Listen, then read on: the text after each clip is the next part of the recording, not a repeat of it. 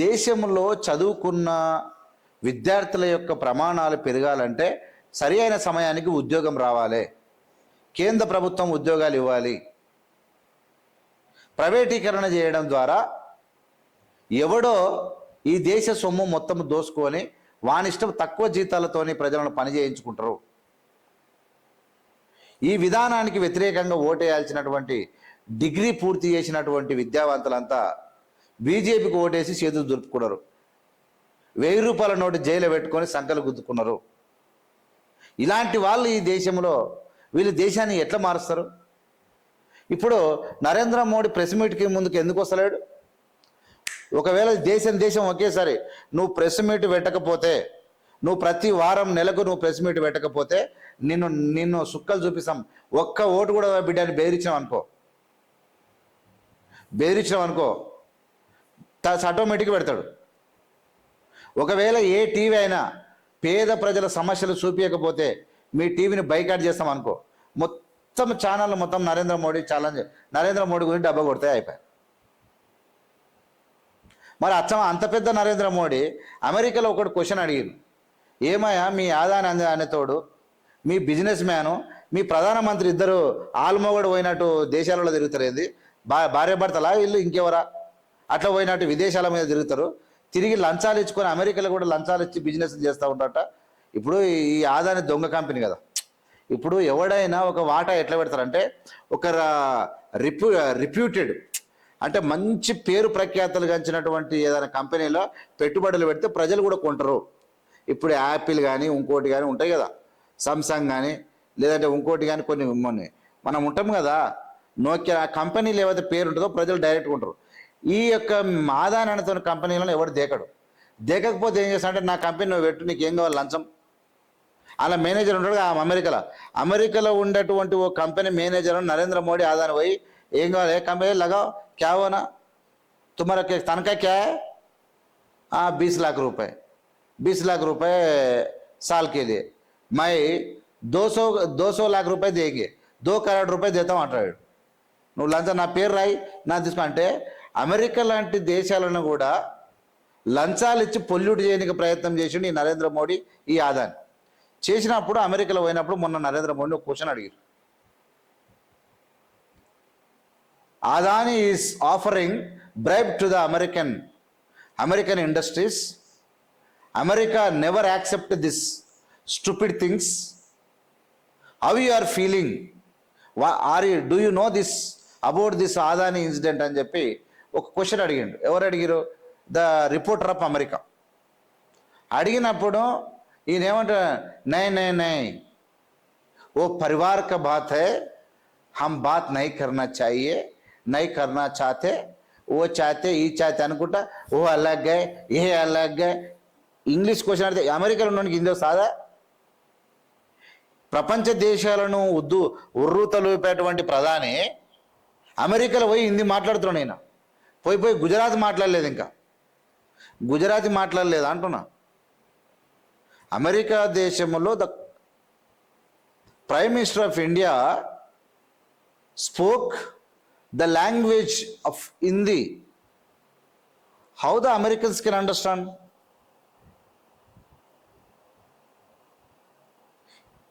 Even he is ready to speak Gujarati also.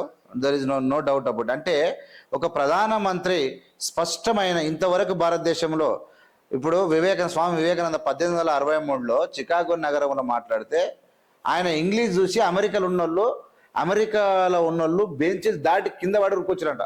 ఎట్లా ఎవరు ఏంది the ancient sands of our America and sisters and brothers of America and my dear all the devotees of God అని చెప్పి ఒక ప్రొనౌన్సియేషన్లో మాట్లాడినప్పుడు ఆ sound, ఆ vibration విని, ఆ లాంగ్వేజ్ యొక్క స్పష్టత చూసి అమెరికాలో ఉన్న వాళ్ళు ఆ బెంచ్ల మీదకి వెళ్ళి దుంకుకుంటూ ముందుకు వచ్చి కూర్చున్నటువంటి పరిస్థితి. అది చరిత్ర. భారతదేశ చరిత్రను విదేశాల ముందర తాకట్టు పెడుతున్నటువంటి నరేంద్ర మోడీ ఈ దేశ ప్రజలు తినేటువంటి డబల్ రొట్టెల మీద, పసిపిల్లలు తాగే పాల మీద, ఇలా రాసుకునే పెన్నుల మీద, పుస్తకాల మీద పన్నులు వేస్తూ జిఎస్టీలు వసూలు చేస్తూ వచ్చిన సొమ్ముతో ఉద్యోగాలు ఇవ్వకుండా, ఈ దేశంలో ప్రాజెక్టులు కట్టకుండా, ఈ దేశ డిఆర్డిఎల్ లాంటి సంస్థలు, ఎయిర్పోర్ట్లు, రైల్వేలు, గవర్నమెంట్ బ్యాంకులను నిర్వహించకుండా ఇలా మొత్తం విదేశాల్లో ఖర్చు పెట్టడం వల్ల ఈ దేశంలో నిరుద్యోగం పెరిగిపోతూ ఉంది. అలాంటి సందర్భాన్ని గ్రహించినటువంటి మన గ్రాడ్యుయేట్స్, మన చదువుకున్న వాళ్ళంతా బీజేపీకి ఓటేసేటువంటి పరిస్థితి ఉన్నదంటే ఎవరు వీళ్ళని ఎడ్యుకేట్ చేయాలి, ఎవరు వీళ్ళని ఎన్లైట్ చేయాలి అనేది మనకు చాలా ఇంపార్టెంట్ అంశం. 100% బీజేపీ, బీఆర్ఎస్ అండ్ అబద్ధాల ప్రచారం ఒక కారణమైతే, తీర్మార్ మల్లన్న అలజడి అంటే ఏమున్నది అని నేనేమంటే, అబద్ధము నిజము గడప దాటక ముందే అబద్ధం ప్రపంచాన్ని చుట్టొస్తుందంట. తీర్మార్ మల్లన్న కూడా ఇదే, నిజము గడప దాటక ముందే అబద్ధము ప్రపంచాన్ని చుట్టొస్తుంది, సాప చుట్టినట్టు చుట్టొస్తుంది. అలాంటి తీర్మార్ మల్లన్న బీసీలకు అందరు ఓట్లే అని ఒక మాట నెత్తుకో. ఇప్పుడు కాంగ్రెస్ వైపు వన్ సైడ్గా పడాల్సిన ఓట్లు బీఆర్ఎస్ ఎన్నో కొన్ని ఉంటాయి కదా, 16%, 15%. అది ఈ తీర్మానం వలన ఏం చేయాలనో అర్థం కాక అలజడిలో ప్రజలు అయినా నిజమైనటువంటి వ్యక్తులు టఫ్ ఇచ్చిరు. కాంగ్రెస్ పార్టీ ఎమ్మెల్సీ క్యాండిడేట్లు నెక్ టు నెక్ పోరాటం చేసిరు.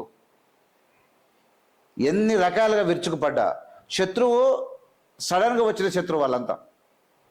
ఇవన్నీ విరుచుకుపడడం వల్ల ఇవన్నీ జరిగింది. 100% కాంగ్రెస్ కూడా ముందు నుంచి ఎమ్మెల్సీలను శ్రద్ధ పెట్టకపోవడం, అంటే ఛాలెంజ్గా తీసుకోకపోవడం ఒక మైనస్. అయితే క్యాండిడేట్ల ఎంపిక, selection of the candidate too late.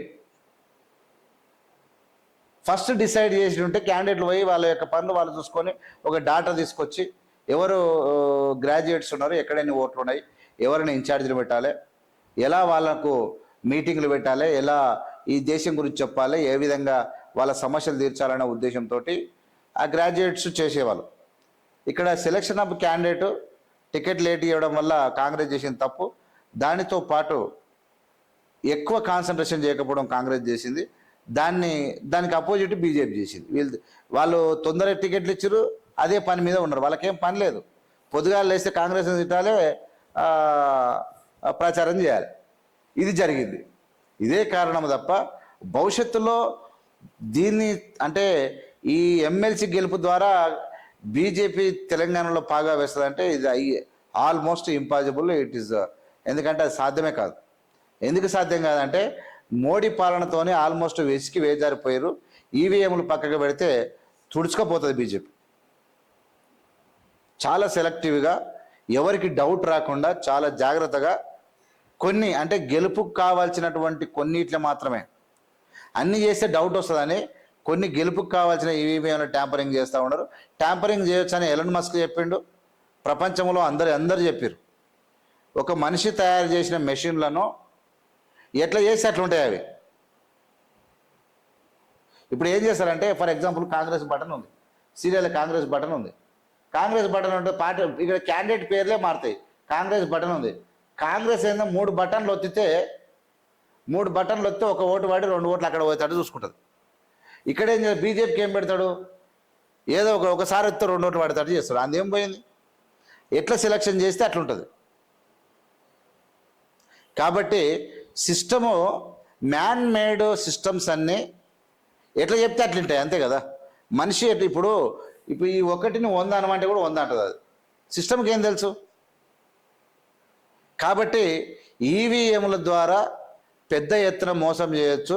ఆ మోసాన్ని నమ్ముకున్న నరేంద్ర మోడీ గెలుపు ఆధారంగా చూసి చేయాలనుకుంటున్నాడు. ఒకవేళ ఖచ్చితంగా ఆ ఈవీఎంలను పక్కకు పెట్టి యుద్ధానికి వస్తే నరేంద్ర మోడీ మట్టి గెలవడం ఖాయం. కాబట్టి తెలుగు రాష్ట్రాల్లో బీజేపీ యొక్క రాజకీయం పునాదులు వాడడం అనేది ఆల్మోస్ట్ అసాధ్యం.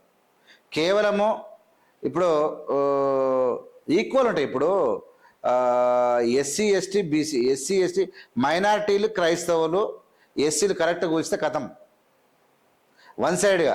కానీ కాంగ్రెస్ పార్టీ ఉన్నటువంటి వీళ్ళు కూడా పాలన కూడా, అంటే ఇవన్నీ నాకు తెలిసి ఆల్మోస్ట్ కుల రాజకీయాలు చేయాలని నేను చెప్పట్లేదు.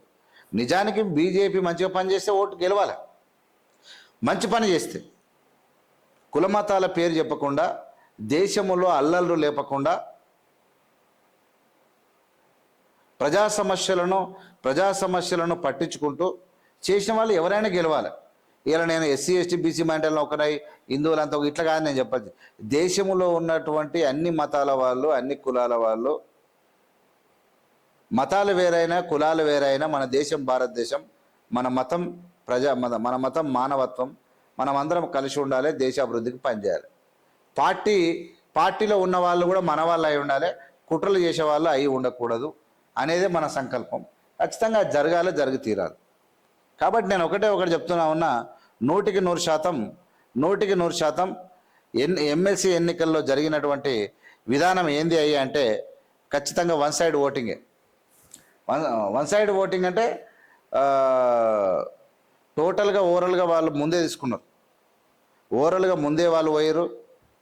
ఈ చదువుకున్నటువంటి వాళ్ళంతా పైసలు ఇచ్చిన సైడ్ ఓటు వేయడం అనేది పెద్ద మైనస్. డబ్బులు ఎక్కడ వచ్చినాయో అక్కడ ఓటింగ్ అనేది ప్రజెంటేషన్ చేసారు. అదే తప్పు. కాబట్టి నేను చెప్తా ఉన్నా, గ్రాడ్యుయేట్స్ మాత్రము అంటే 10 మందిని ఎడ్యుకేట్ చేయవలసినటువంటి చదువుకున్నటువంటి గ్రాడ్యుయేట్సే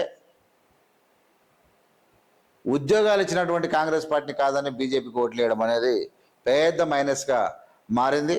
ఇంకా టీచర్లు అయితే ఇంకా చెప్పొద్దు. ఇక మీరు ఎవరెవరైతే పైసలు తీసుకొని టీచర్లు ఓట్లు వేసిరో మీ జీవితం అయితే మీరు మనుషులే